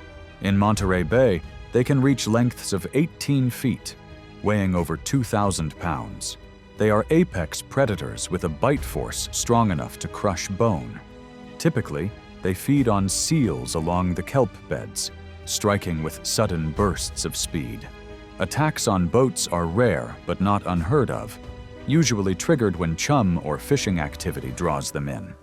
While a great white's primary instinct is not to harass humans, confusion or agitation can lead to destructive behavior. Earlier in the day, the family had tossed leftover bait into the water, laughing as gulls swooped and fish scattered. Mark brushed off warnings that chumming so close to the yacht might draw larger predators. When the shark appeared near sunset, circling with deliberate passes, Dana urged caution, but Mark treated it as spectacle. Witnesses later described the family smiling and pointing as the animal's dorsal fin cut the surface. Even when the shark struck the hull once, rocking the yacht and rattling the railing, Mark dismissed it as curiosity. The children leaned over the deck, watching. But then, the shark's behavior escalated. From the charter boat anchored nearby, several people saw the animal ram the starboard side with startling force, its bulk thudding against fiberglass and steel. Each impact bent the railing further until a section gave way. Ethan, standing nearest, lost his footing and toppled into the water with a splash. Dana's scream carried across the water as she reached for him. What happened next unfolded in seconds, but was burned into the accounts of those who watched. The shark breached upward, its mouth clamping around Ethan's torso. Blood clouded the water as the boy was pulled under. Mark dove in instinctively, arms striking through the red churn, but the predator circled back. With a sudden lunge from below, it struck him hard, shearing off his leg at the thigh. He surfaced briefly, thrashing, before being dragged down in silence. On deck, Claire clutched her mother's waist, sobbing as the yacht rocked with another collision. The force pitched Dana over the broken railing into the sea. The shark turned on her within moments, its jaws closing around her side. Witnesses recalled her cry cut short as the animal dragged her down. Claire, left alone on the blood-soaked deck, screamed for her parents until another strike slammed against the yacht, nearly toppling her as well. Those on the charter boat shouted but could not intervene. Then the shark surged again, striking the hull broadside. Claire lost her grip, tumbling into the water where the predator closed the distance almost instantly. She disappeared beneath the surface in a froth of red. The yacht remained afloat but scarred, its side railings twisted and wood splintered from repeated impacts. The Coast Guard arrived within 20 minutes after frantic radio calls from the nearby charter. They boarded the yacht to find no one alive, only scattered shoes, a child's towel, and streaks of blood along the deck. In the water, they recovered fragments of clothing, a sandal, and pieces of fiberglass where the shark had struck. Divers searched, but found nothing further. The family of 4 was declared lost at sea. Back in San Jose, a memorial was held quietly the following week. Friends and relatives gathered in a church, the service brief and subdued. Authorities did not pursue the shark, noting that great whites in California waters have been protected since 1994 and that identifying the individual animal responsible would be impossible. Instead, patrols and monitoring were increased in the area, with advisories issued to boaters and divers. But even as the Hollister family's final screams echoed across the blood-stained waters of Monterey Bay in Hawaii, a local free diver named Matthew would descend into the reef's depths, unaware that another apex predator was watching. It was September 19, 2013, in Kailua Kona, Hawaii. The late afternoon sun lit the water in bands of gold, the ocean surface calm and inviting. From shore, the reef looked serene, but just within an hour, what began as a casual dive among friends would end in silence and loss. Matthew Kimura was 34, a part-time tour guide who worked seasonal jobs on the Big Island, known locally for taking visitors on reef dives. He had grown up around the water, confident with fins and mask, comfortable holding his breath longer than most. Though he was not a professional diver, his reputation among friends was of someone who could glide down to the reef floor and surface without strain. It was something he enjoyed showing visitors, a reminder that his connection to the ocean ran deeper than theirs. That afternoon, he was with two friends visiting from the mainland. They wanted to snorkel the reef just offshore, and Matthew volunteered to guide them. He felt at ease, even playful, in the water he knew so well. His goal was simple: to impress them with a free dive beyond their ability. The decision was not reckless for him, but it did carry risk. Locals knew the area was frequented by tiger sharks, particularly in late summer, when food was plentiful near the reef edges. Matthew had heard the warnings, but chose to press on, viewing it as just another day in familiar water. Tiger sharks are among the most formidable predators in Hawaiian waters, often exceeding 12 feet in length and weighing close to 1,000 pounds. They are opportunistic feeders, known for their broad diet and willingness to investigate new objects. Their jaws can exert over 400 pounds of force, and their habit of circling prey before striking makes them unpredictable. Though encounters with humans are rare, when they occur, they are often severe. The reef stretched about 200 yards from the shoreline, shallow at first before sloping sharply into darker depths. Coral outcroppings formed jagged shelves where fish darted in and out. His friends floated near the edge of the reef, masks pointed downward, while Matthew kicked further out. In the days before the outing, there had been reports of aggressive sharks spotted near Kailua Kona, but no closures had been issued. Fishermen mentioned seeing dorsal fins cutting close to the surface. Matthew brushed off the concerns. For him, the ocean was a second home, and he had spent countless hours there without incident. His friends expressed some nervousness when they spotted darker shapes below, but Matthew assured them it was safe. He dove once, reaching about 25 feet, before surfacing to wave at them, grinning. And then suddenly, from the surface, his friends saw a large shadow circling below him. They shouted, but Matthew raised a hand dismissively, even laughing. Then he dove again, fins cutting cleanly through the water. It was the last controlled dive he would make. Seconds later, the shadow surged upward. The tiger shark struck from below with sudden force, clamping its jaws around Matthew's thigh. His scream carried across the water, sharp and immediate, as he thrashed against the grip. The surface broke red as the shark shook its head violently, tearing muscle and bone. His friends splashed and shouted. Matthew broke the surface once more, one arm raised, blood trailing in a long ribbon. The look was not of endurance, but of desperate reflex, his body already weakening. The shark pulled him under again, the water folding over in froth and bubbles. His scream cut off, replaced by the muffled churn of movement beneath. From shore, lifeguards saw the commotion and launched quickly on a jet ski.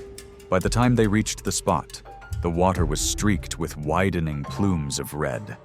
The shark's dorsal fin was visible once more before slipping beneath the surface. Matthew did not resurface. His friends were pulled onto the jet ski, shaken and silent. Search efforts lasted until evening. Divers entered cautiously, scanning the reef edge. But only fragments remained: a torn section of wetsuit, a single fin, and a snorkel tube. No body was recovered. In the days that followed, Matthew's family held a quiet funeral service in Honolulu. Without a body, the ceremony centered on photos and memories. State officials issued advisories urging swimmers to avoid the area for 72 hours, acknowledging that tiger sharks often lingered after such incidents. Matthew's final desperate hand disappeared beneath the waters of Kailua Kona, and just months later in Mobile Bay, an electrician would lean over the side of his small fishing boat, completely unaware that they had already drawn the attention of one of the ocean's most aggressive predators. It was April 22, 2014, in Mobile Bay, Alabama. The spring morning was breezy, the bay waters shifting from calm patches to rippling chop as the wind carried in from the Gulf. Within hours, the peacefulness would be broken by screams, blood in the water, and the sudden pull of a shark from below. James "Jimmy" Harlan was 49, a licensed electrician from Mobile who worked long weeks wiring new residential builds across the county. He was steady-handed and reliable, often the one contractors trusted with final inspections. Away from work, fishing was his preferred escape. Most weekends, when weather allowed, he loaded his tackle box and a cooler into his small skiff and invited friends or co-workers to join. Known for being easygoing, he liked the camaraderie of a day on the water, the shared drinks and stories as much as the catch itself. He was also frugal, sticking to his 16-foot aluminum boat rather than upgrading, even though friends occasionally teased him for it, feeling too light for rougher waters. This trip was meant to be straightforward. Two co-workers, both younger, had joined him that Tuesday afternoon after a job wrapped early.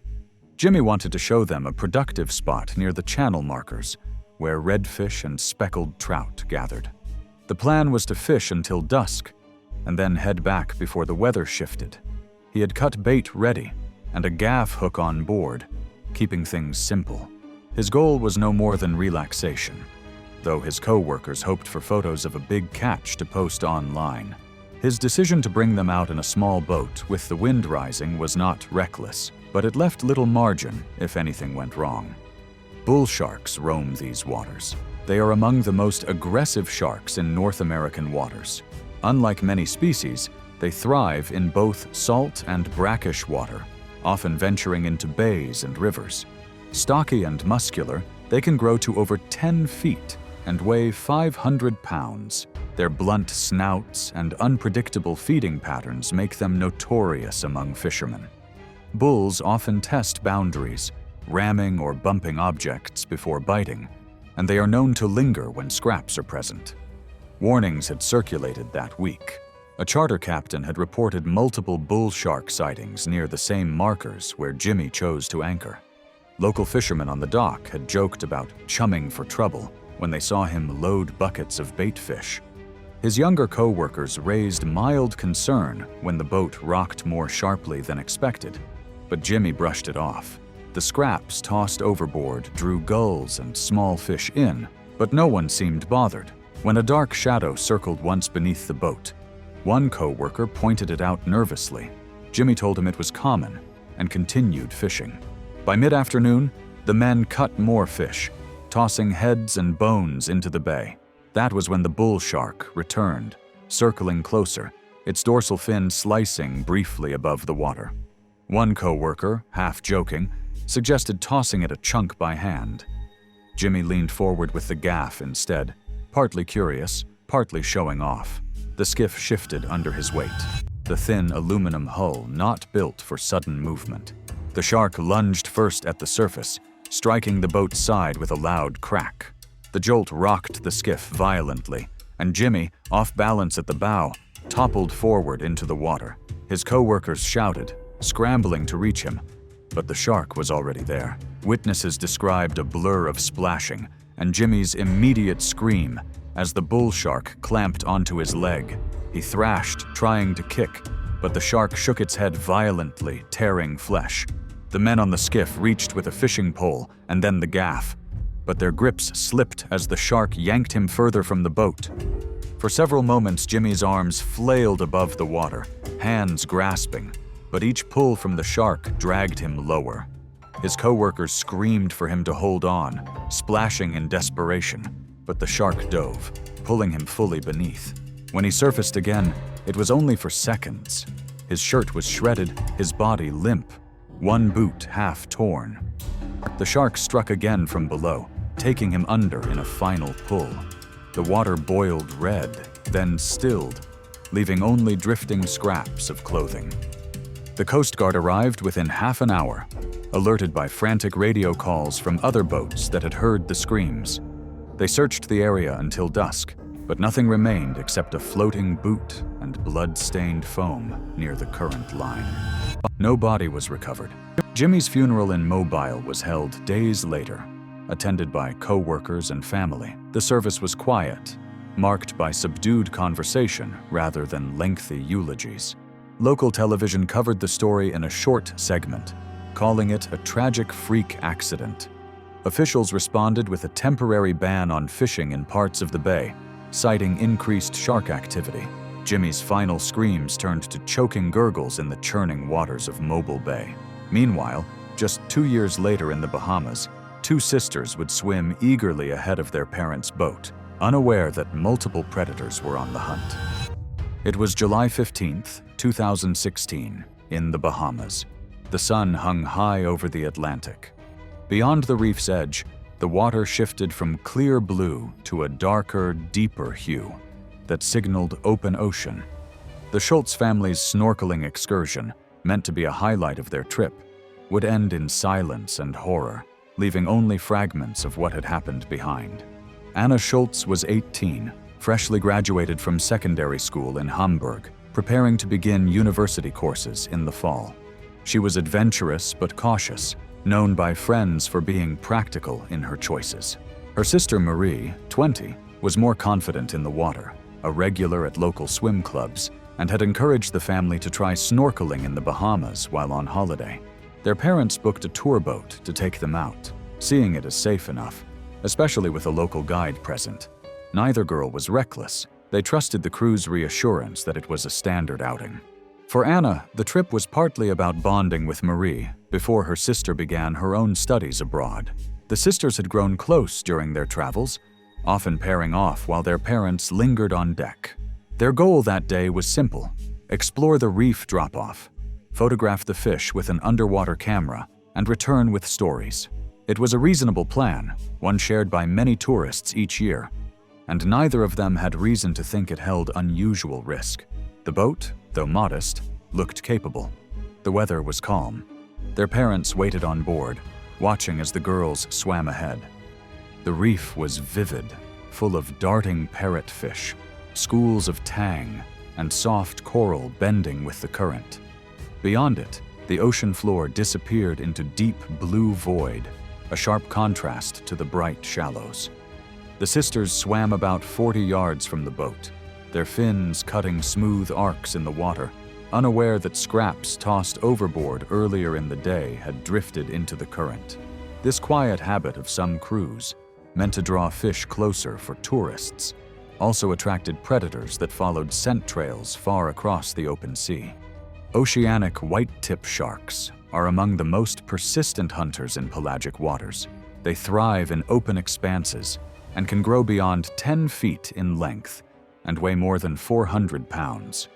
Historically feared for scavenging wrecks and ship disasters, they show little hesitation in approaching humans.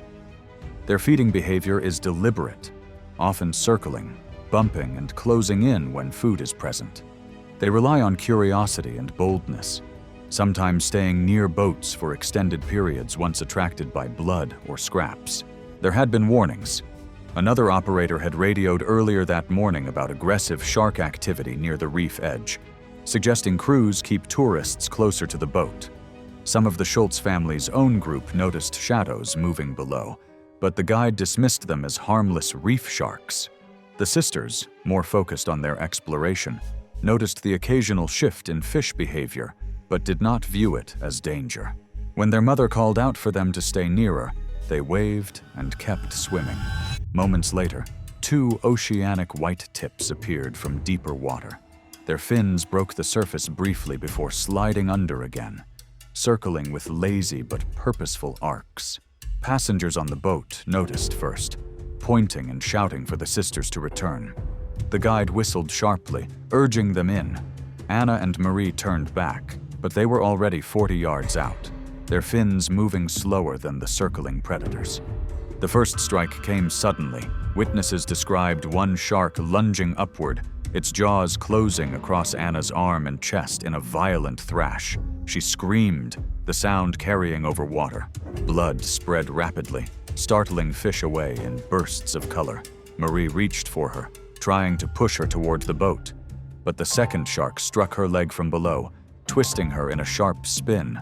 The water around them churned with foam, their cries mixing with the shouts from deck. Anna was pulled sideways, dragged under before resurfacing briefly, limp, her arm hanging uselessly. Marie kicked frantically, but the shark's grip tore deeper, shaking her with bursts of force. The sea turned red in patches, breaking the turquoise with spreading clouds. Crew members tried throwing buoys and poles, but the distance was too great. Their parents screamed from the railing, restrained by others as the scene unfolded beyond reach. For several long moments, both sisters disappeared beneath the surface, dragged down by circling sharks. The water frothed and boiled with movement before settling. Then Anna surfaced once more, face pale, body motionless, drifting for only seconds before being pulled down again. The sharks lingered, their fins cutting the surface in slow arcs until finally disappearing into deeper water. Silence followed, broken only by the sobs of family. Authorities arrived hours later, responding to the guide's distress call. Search efforts turned up no remains, only a drifting snorkel and fragments of a fin strap. The family returned to shore empty-handed. Their vacation ended in grief. Bahamian officials issued a short warning, urging tourists to avoid unregulated snorkeling trips and acknowledging that baiting practices had likely contributed to the incident. In Hamburg, weeks later, fewer than 40 people attended a memorial service. Friends and relatives spoke briefly, the absence of the sisters marked by photographs placed on a small table at the front. In the months that followed, Bahamian maritime authorities introduced tighter licensing requirements for tour operators, banning the disposal of food scraps near tourist snorkeling grounds. The Schultz sisters' desperate screams echoed across the bloodied waters of the Bahamas, and in North Carolina, a fisherman would celebrate the catch of his life, never imagining that the thrashing mako on his deck would soon drag him into the depths in its powerful jaws. It was July 14th, 2018, off the Outer Banks of North Carolina. The Atlantic was calm, but carried a heavy stillness, the sort that made fishermen cautious. What began as a promising day on the water for a seasoned crew would end in shock, with one man vanishing beneath the surface in a matter of minutes. Daniel Brooks was 41, a lifelong fisherman from Wilmington. He had worked commercial lines since his teens, gaining a reputation for patience and steady hands. He lived modestly, supporting his family with long hours at sea, and was respected at the docks for his calm presence even during rough catches. Colleagues often said Daniel had the rare balance of persistence and caution that made him reliable on long trips. This excursion was not commercial work, but recreational, a break from routine. Daniel joined two fellow fishermen on a 28-foot boat to chase game fish offshore, a challenge he rarely indulged in. His goal was simple: bring in a shark or marlin worth telling stories about back home. The risk was clear, but for Daniel, handling unpredictable fish was part of his life. His decisions, though not without risk, fit the habits of someone who trusted his skill and experience. The water stretched flat and bright, with scattered seabirds circling above and occasional ripples breaking the surface. Beyond the sandy shoals of the Outer Banks, the deep blue waters rolled steady, concealing both prize fish and predators. The men set lines and trolled for hours, the boat rocking lightly. By mid-afternoon, Daniel's rod bent hard, and the line sang against the drag. Mako sharks are among the fastest in the ocean, capable of bursts over 40 miles per hour. Known for their long, pointed snouts and powerful tails, they are notorious for leaping high above the water when hooked. A 9-foot specimen can weigh over 600 pounds and deliver bites strong enough to sever bone. Unlike most sharks, Makos are prone to aggressive thrashing when caught, often endangering fishermen who bring them too close to the boat. Warnings had been there. Other crews had mentioned Makos breaching unpredictably near boats that summer, advising caution when hauling them close. The men themselves had already seen this shark erupt from the water several times, twisting in mid-air before crashing back into the sea. Each jump was violent, shaking the line and spraying water across the deck. But excitement outweighed concern. The longer the fight dragged on, the more determined Daniel became to finish it. His companions shouted encouragement, urging him to bring the shark in. After more than 40 minutes, the Mako surfaced near the boat, thrashing so hard that spray soaked the crew. Daniel tightened his grip, muscles straining as he drew it nearer. The other men prepared gaffs, leaning close to the rail. What none of them expected was the shark's next surge. With sudden force, the Mako launched itself from the water, clearing the side of the boat and crashing onto the deck. Coolers burst open under the impact, lines snapped and whipped across the floor, and gear clattered. The shark's body thrashed side to side with incredible speed, its jaws snapping in rapid bursts. The sound was described as a heavy, grinding slam, like steel striking wood again and again. Daniel, nearest to the commotion, was struck squarely in the chest, knocked backward into the gunnel. He tried to rise, but the shark slid toward him in its flailing. Its jaws clamped onto his arm, teeth sinking deep, and the sudden pressure drove him down again. Blood sprayed across the deck, and the crew shouted in panic, scrambling to stay clear of the tail and snapping head. As the thrashing continued, the shark's weight shifted toward the rail. Daniel was still in its grip, arm locked between its teeth. When the Mako slid back toward the edge of the boat, Daniel was dragged with it. One of his crew lunged forward, grabbing his other arm, but the force was overwhelming. In a blur of movement, the shark toppled overboard, pulling Daniel with it. The men on deck shouted his name, throwing life rings into the water, but within seconds the surface exploded with red. Daniel screamed briefly, the sound cutting off as the shark bit again beneath the waves. The water churned, violent splashes breaking the calm ocean, before suddenly going still. The men stared helplessly at the widening stain. The shark did not reappear.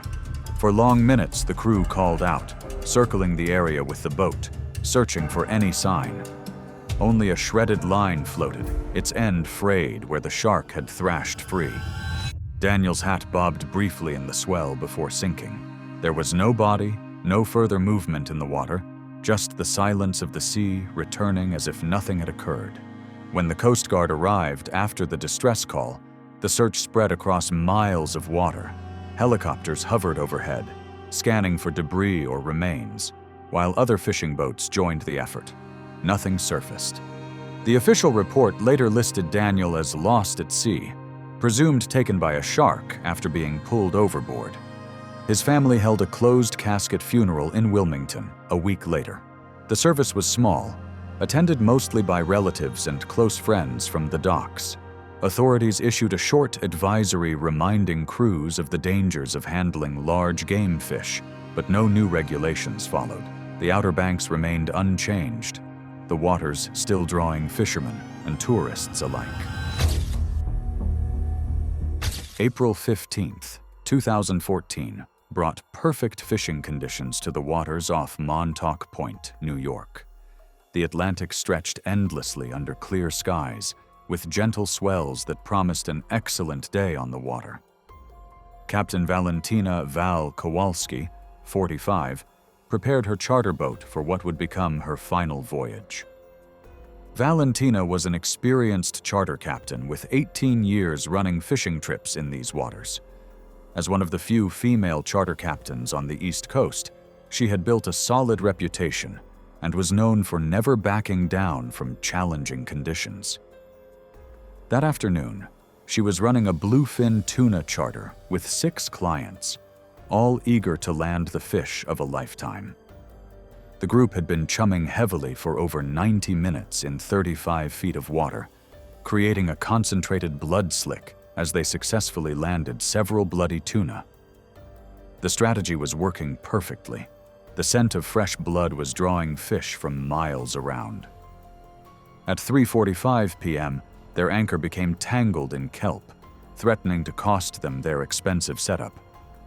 Rather than cut the line and lose hundreds of dollars in equipment, Valentina made the decision to dive down and free the anchor herself. The waters off Montauk Point were known for their rich marine life, but also for their predators. The area's position at the convergence of several ocean currents created a natural feeding ground that attracted everything from small bait fish to massive bluefin tuna. What many recreational fishermen didn't realize was that this same convergence also made it a prime hunting ground for great whites, particularly during the warmer months when seal populations were at their peak. Valentina's clients watched nervously as she prepared her diving gear. Several of them had expressed concern about her entering the water, especially given the amount of blood and fish parts that had been dispersed around their boat.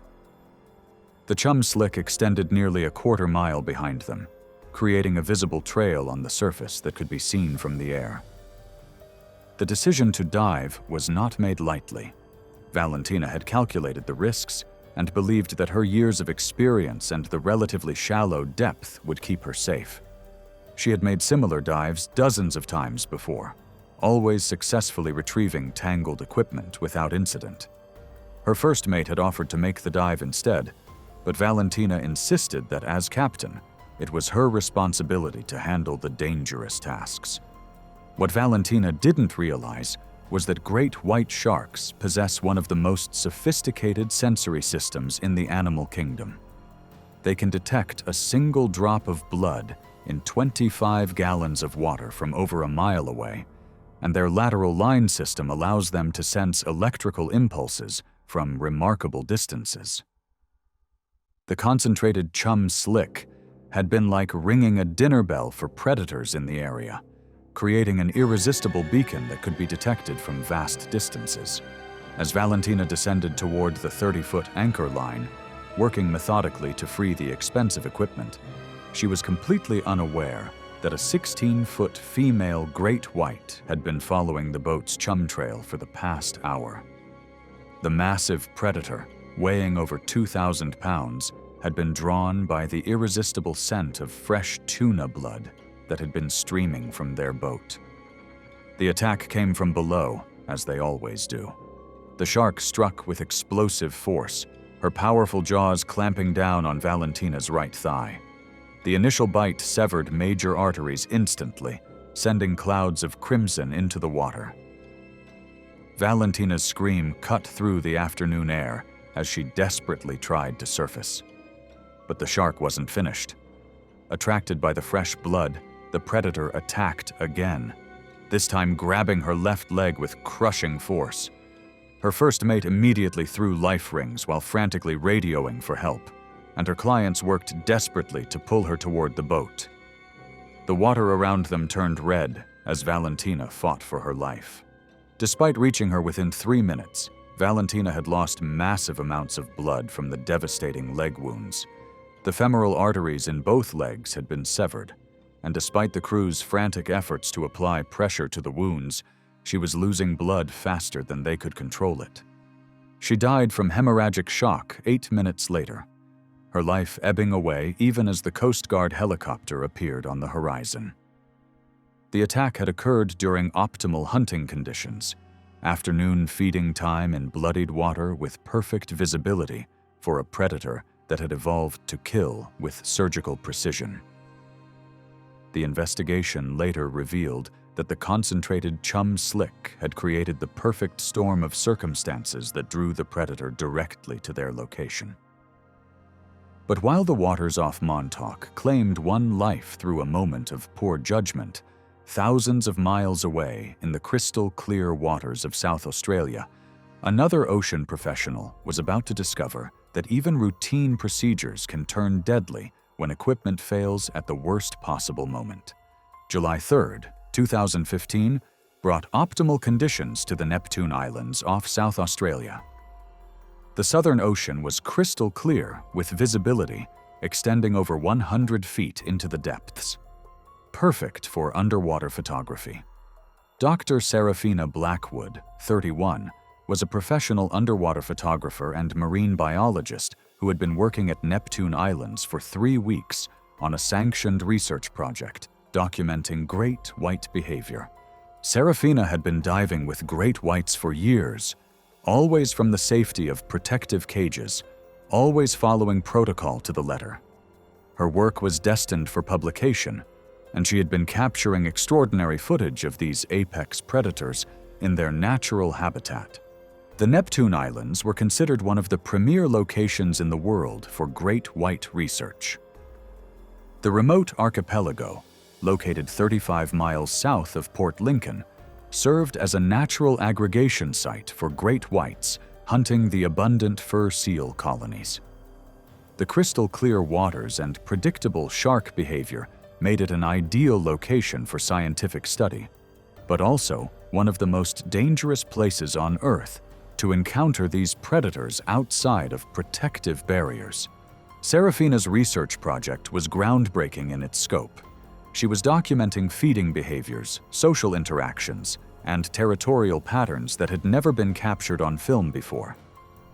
Her underwater photography skills were legendary in the marine biology community, and her images had already contributed to several major scientific publications. The equipment she used was state-of-the-art, worth more than most people's cars, and absolutely essential to her career. The research station at Neptune Islands operated under strict safety protocols developed over decades of shark research. Every dive was carefully planned, with multiple safety divers, emergency equipment, and constant communication with the surface. That morning, several large great whites had been circling the research area, drawn by the carefully controlled bait that researchers use to attract them for study. The sharks were displaying typical investigative behavior, approaching the cages with curiosity rather than aggression. It was exactly the kind of behavior Serafina needed to document, and she had been getting some of the best footage of her career. At 5:45 a.m., during optimal morning light conditions, Serafina was completing her final shots from inside the protective cage when disaster struck in the form of equipment failure. Her camera's power cable became severely tangled in the cage door's hinge mechanism as she maneuvered for the perfect shot. As she tried to free the cable, it only pulled tighter, preventing the cage door from closing properly. Her safety diver was inside the boat reviewing footage when Serafina made the fateful decision that would cost her life. Rather than signal for help and risk losing the camera system, she decided to quickly surface and untangle the cable herself. It seemed like a simple solution. She was an expert swimmer, the surface was only 15 feet away, and she would be back in the cage within seconds. What Serafina didn't account for was the behavior of the 15-foot male great white that had been circling the cage for several minutes. Great whites are naturally curious creatures, and cage diving operations often heighten their investigative behavior. When they see cage activity, they frequently enter what marine biologists call investigation mode, a heightened state of alertness where they're more likely to approach and test potential items with their mouths. This behavior makes them particularly dangerous to anyone outside the protective barriers. She surfaced 15 yards from the cage boat, struggling with the tangled cable just as the massive predator was approaching to investigate. The shark, already in an investigative state due to the cage activity, immediately identified her as something worth examining more closely. In the predator's mind, anything moving at the surface during feeding time was potential prey that needed to be tested. The attack was swift and devastating. The great white's powerful jaws, capable of exerting over 4,000 pounds of pressure per square inch, clamped down on Serafina's torso in its initial strike. Her safety diver heard her screams echoing across the water and dove in immediately, but the damage was already catastrophic.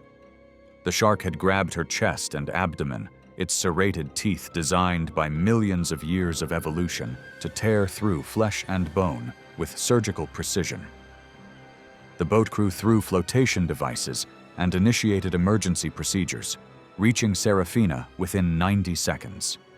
The expedition's marine medic immediately began first aid, working frantically to control the massive bleeding from her torso. However, she had sustained massive chest and abdominal injuries from the shark's powerful bite, with internal organs damaged beyond repair. Despite their best efforts and immediate medical attention, Serafina died from trauma and blood loss during the helicopter evacuation to Adelaide, 35 minutes after the attack. The investigation revealed that equipment failure had created the perfect storm of circumstances. An experienced professional forced to make a split-second decision that placed her in harm's way at the worst possible moment. While the clear waters of South Australia claimed one life through equipment failure, off the coast of California, a trained rescue swimmer's heroic instincts were about to lead him into an encounter with an even larger predator. September 22, 2016, dawned with unusual clarity off Pacifica, California. The Pacific Ocean sparkled under brilliant sunshine, with offshore winds creating the kind of glassy conditions that made the Northern California coast famous among surfers and fishermen alike. Lieutenant Ezekiel "Zeke" Hawthorne, 29, was enjoying a rare day off from his demanding duties as a Coast Guard rescue swimmer. Ezekiel was an elite Coast Guard rescue swimmer with 7 years of service, credited with saving 23 lives in some of the most dangerous conditions imaginable. He was on personal leave, fishing with 2 close friends 8 miles offshore, enjoying the rare luxury of being on the water without the weight of responsibility on his shoulders. The waters off Pacifica were known for their unpredictable conditions and abundant marine life. The area around Mavericks, famous for its massive winter swells, was also notorious for its great white shark population. Local surfers and fishermen had learned to respect these waters, understanding that the same conditions that created world-class waves also attracted some of the ocean's most dangerous predators. Ezekiel's friends had chosen this particular spot because it was far enough offshore to avoid the crowds, but close enough to shore to provide safety if conditions deteriorated. The weather forecast had been perfect, and they had launched early to take advantage of the calm sea. The rescue swimmer training that had made Ezekiel legendary in the Coast Guard was both a blessing and a curse. He had been conditioned to respond instantly to emergencies, to put the lives of others before his own safety, and to never hesitate when someone needed help. These instincts had saved dozens of lives over his career, but they also meant he could never truly turn off his sense of responsibility, even on his days off. His friends knew about his heroic reputation, and often joked that he couldn't help himself when it came to helping others. They had seen him stop to help stranded motorists, assist elderly people with their groceries, and volunteer for every dangerous mission that came up at his Coast Guard station. It was simply who he was, someone who couldn't ignore another person's distress. At 2:15 p.m., their peaceful afternoon was shattered when they spotted a capsized kayaker clinging desperately to his overturned boat about 200 yards away. The man was clearly exhausted, his arms barely able to maintain their grip on the slippery hull. Ezekiel's training kicked in immediately. He could see the victim was in serious trouble and wouldn't last much longer in the cold Pacific water. His friends immediately reached for the radio to call the Coast Guard for official backup, but Ezekiel was already assessing the situation. The kayaker was clearly hypothermic and losing strength rapidly. Without hesitation, Ezekiel dove from their 22-foot boat and began swimming toward the victim, despite his friends' protests to wait for Coast Guard backup. It was exactly the kind of split-second decision that had made him a legend in the Coast Guard. What none of them knew was that the area around Mavericks had experienced increased seal activity due to a massive bait ball that had formed after recent storms. The murky, post-storm waters were perfect hunting conditions for great whites, and several had been spotted in the area over the past few days. Great whites are ambush predators that rely on explosive surprise attacks. They typically hunt from below, using their powerful tails to launch themselves upward at speeds of up to 25 miles per hour. As Ezekiel reached the exhausted kayaker and began towing him back toward the rescue boat, a 17-foot female great white, hunting in the murky waters, detected the electrical signatures of their beating hearts and the vibrations of their movement.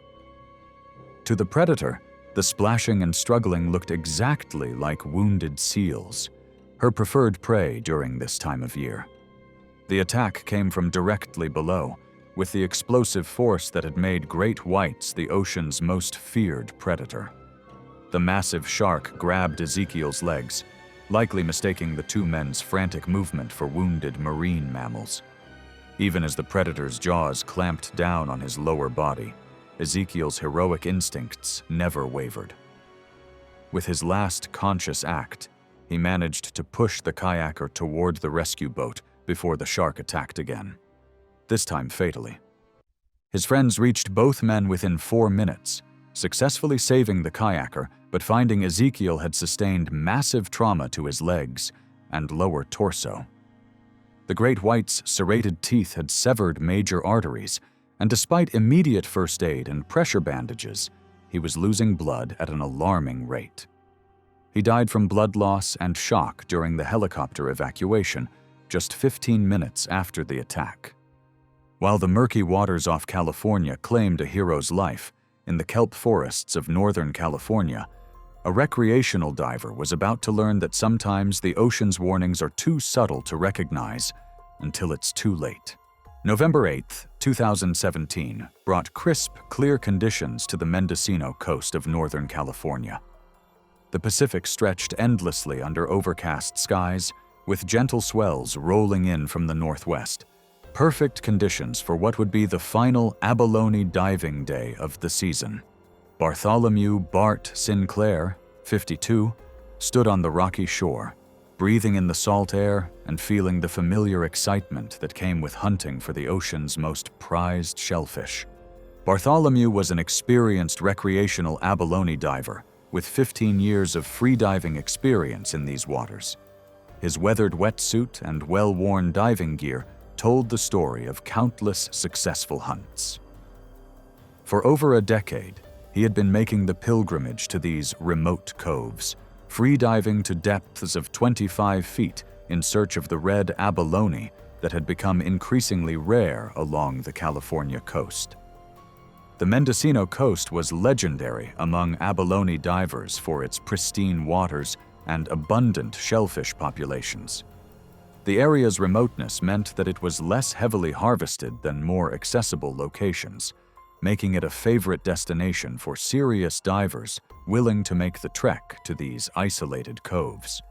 Bartholomew had been diving this particular stretch of coast for over a decade, learning its secrets through years of patient exploration. He knew which tides provided the best conditions, which coves offered the largest specimens, and which areas were most likely to be productive during different times of the year. The abalone season was strictly regulated, with specific dates, size limits, and bag limits designed to protect the declining populations. This would be one of the last legal diving days of the year, and Bartholomew had been planning this trip for weeks. His regular diving partner was recovering from surgery, but Bartholomew couldn't resist making one final dive of the season alone. What Bartholomew didn't know was that 2 days earlier, a single dead seal had washed ashore just a quarter-mile from his chosen diving spot. Local marine officials had attributed the death to natural causes, filing it away as routine marine mortality without conducting a thorough examination. But the seal hadn't died of natural causes. It had been killed by a great white shark.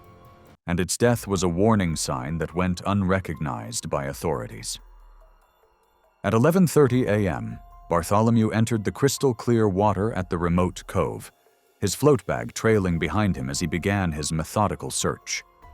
The visibility was excellent, extending nearly 30 feet in all directions, and he could see the rocky bottom clearly. The conditions were perfect for what he hoped would be a productive final dive of the season. He made several successful dives to 25 feet, prying red abalone from their rocky homes and placing them carefully in his collection bag. The shellfish were plentiful, and he was having one of his best days in recent memory. Each dive required him to hold his breath for nearly 2 minutes as he worked to remove the abalone without damaging their shells.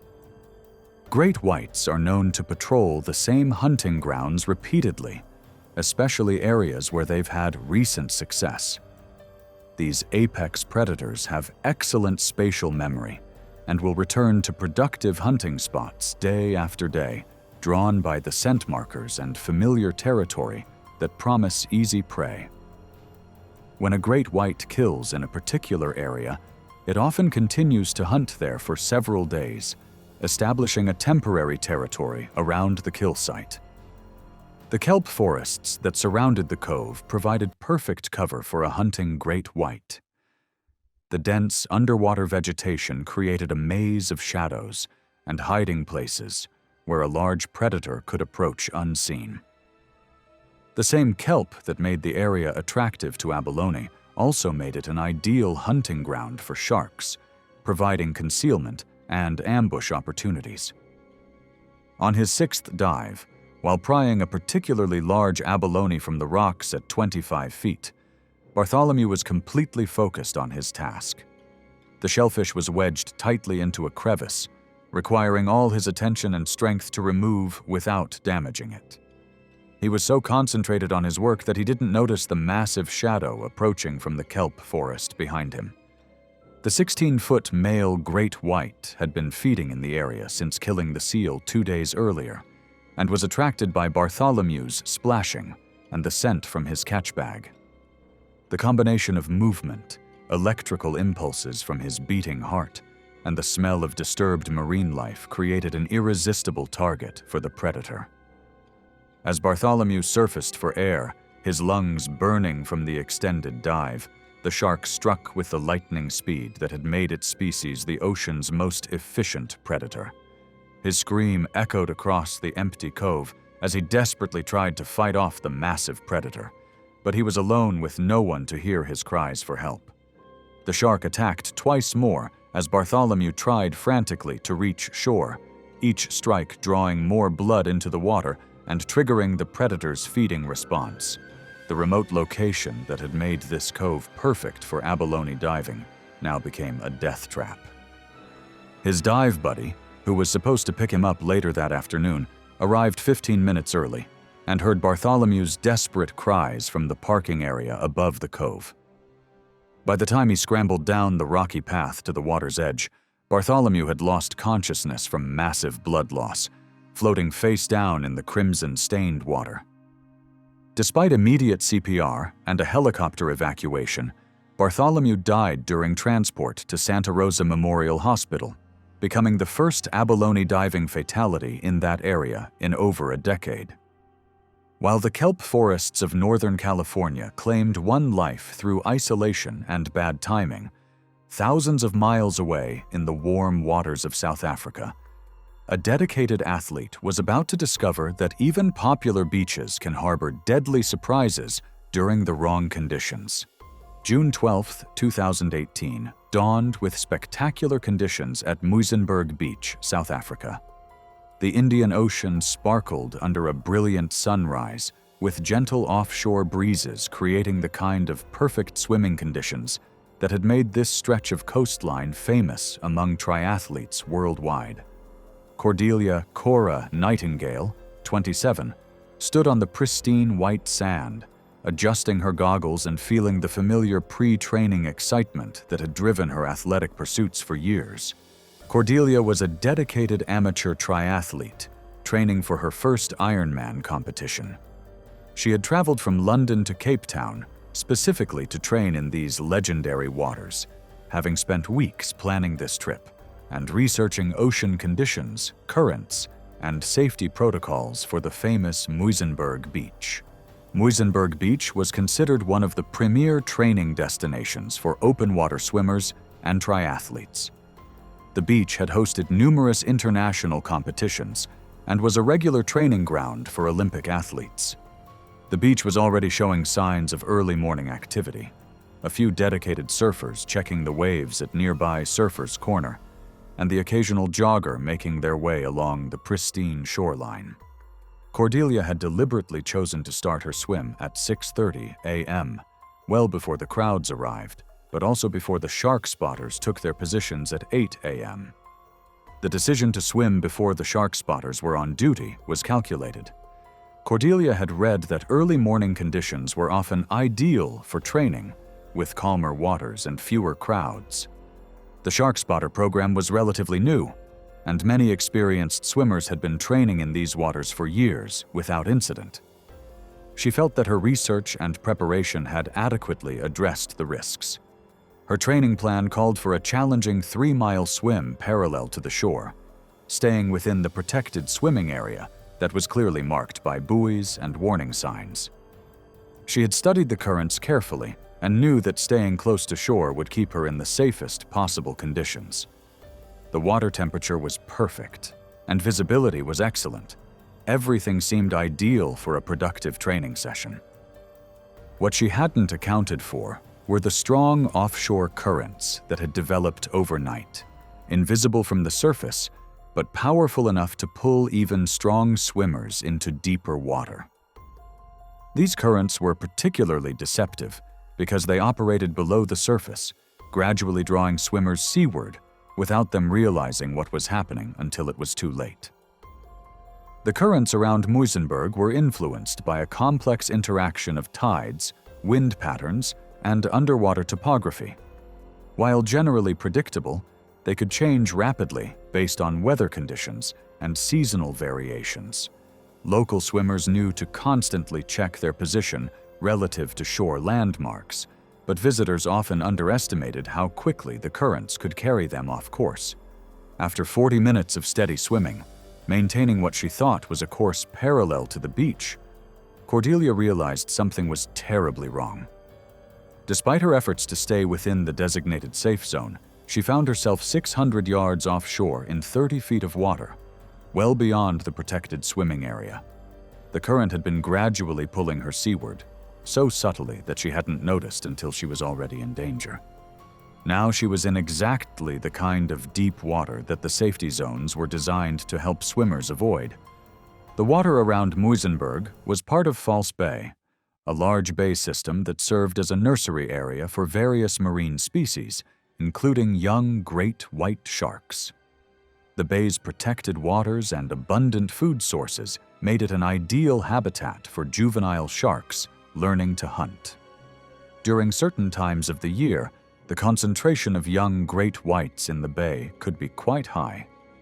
What Cordelia didn't know was that juvenile great whites are actually more dangerous to humans than adults in many ways. While adult great whites typically avoid humans after an initial investigative bite, juveniles are less experienced at distinguishing between different types of prey. They're also more aggressive and persistent, lacking the learned caution that comes with age and experience. Young great whites are still developing their hunting skills and are more likely to make mistakes in prey identification, often attacking multiple times rather than retreating after an initial bite. As she kicked desperately toward shore, fighting against the current that had pulled her into danger, a 14-foot juvenile great white was hunting in the area during the early morning feeding period.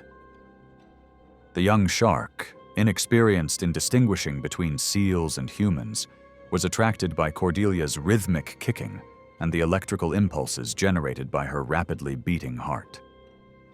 To the juvenile predator, her frantic movements looked exactly like a wounded seal struggling at the surface. The attack came without warning, as they always do. The The juvenile great white struck Cordelia's legs as she fought to swim back toward the safety of shallow water. Unlike an adult shark that might bite once and retreat upon realizing its mistake, this young predator was particularly aggressive and persistent, attacking multiple times as Cordelia screamed and tried to fight it off. Her cries for help carried across the water to the early morning surfers at nearby Surfers' Corner. Two experienced local surfers immediately recognized the sound of distress and paddled toward her on their boards. The first surfer reached Cordelia within 4 minutes, helping to pull her onto his board while scanning the water for any sign of the shark. But the damage was already beyond repair. The juvenile's repeated attacks had caused massive trauma to both legs, with major arterial damage that was causing her to lose blood at an alarming rate. Despite the surfers' immediate first aid efforts and a rapid rescue to the beach, Cordelia had lost too much blood to survive. She died from hemorrhagic shock just 12 minutes after the attack, even as paramedics arrived on the scene and began advanced life support measures. The beach rescue team worked frantically to save her life, but the blood loss from the multiple shark bites had been too severe to overcome. The tragedy led to immediate changes in safety protocols at Muizenberg Beach, with shark spotters now deployed during peak training hours and enhanced warning systems for swimmers about the dangers of offshore currents. Additional safety measures included improved signage about current conditions and mandatory safety briefings for early morning swimmers. Thanks for watching. Want to watch more? Click on your screen now.